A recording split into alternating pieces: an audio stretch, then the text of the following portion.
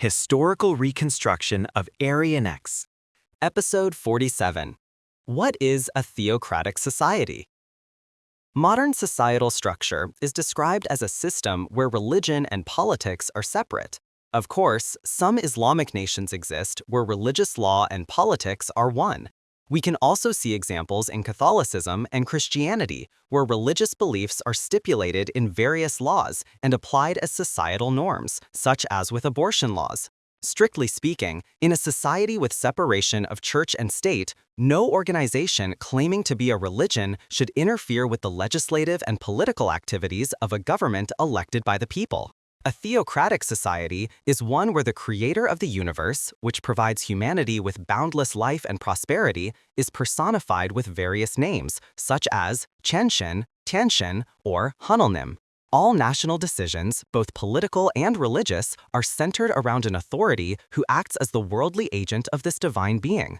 This leader, whether a priest or a chief, is not elected by the people, but is chosen by the public opinion, gongyi, or public consensus, of the ruling classes. To put it more simply, in Central Asia, the cradle of humanity, Huang Gongxi of the yellow race, as the eldest of the yellow, black, and white races, conducted all religious and political acts.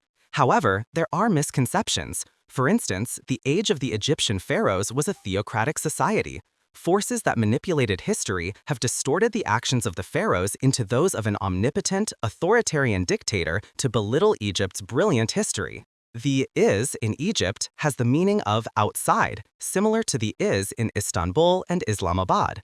Gypt is a pure Korean word for site of house. The pura in the famous pyramids of Egypt means to spread a goal, as in pyara, while mi is an ancient Korean word for mountain, and de means land.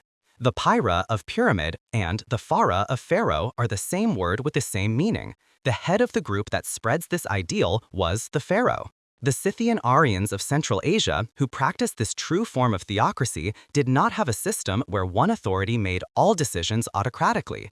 Instead, their society was based on unanimity.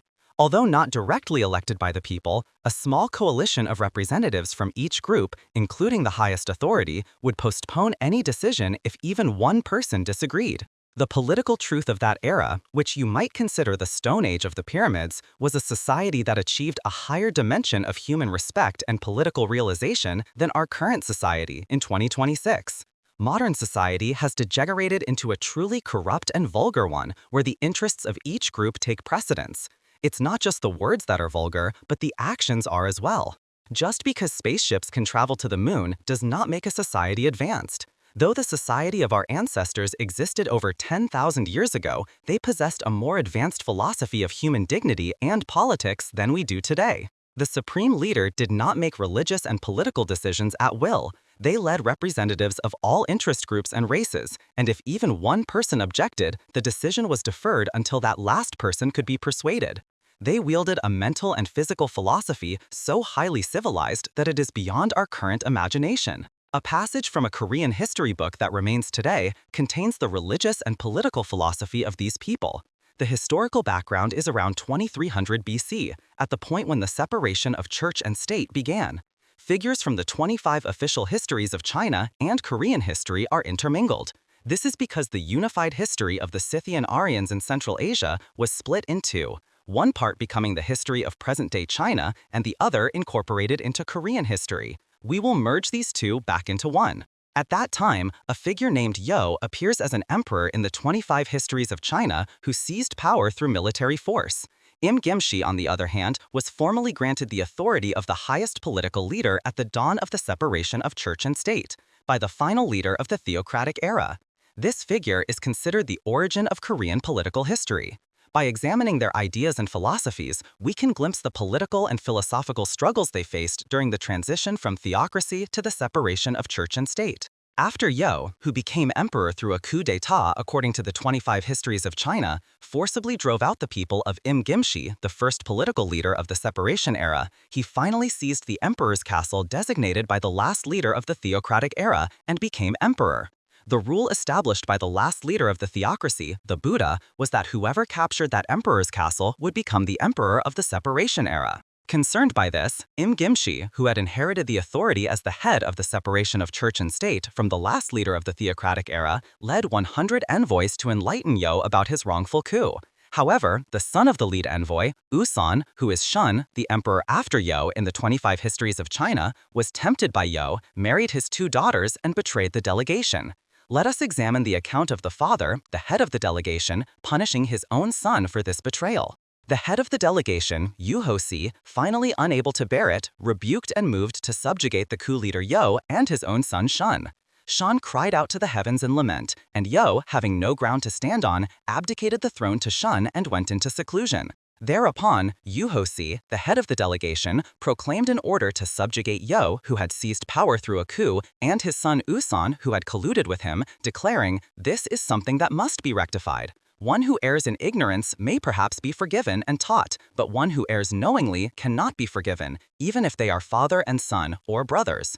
He then commanded his second son, Yusong, to lead the Guansa as a type of armed force, gather troops, proclaim the crime, and attack them.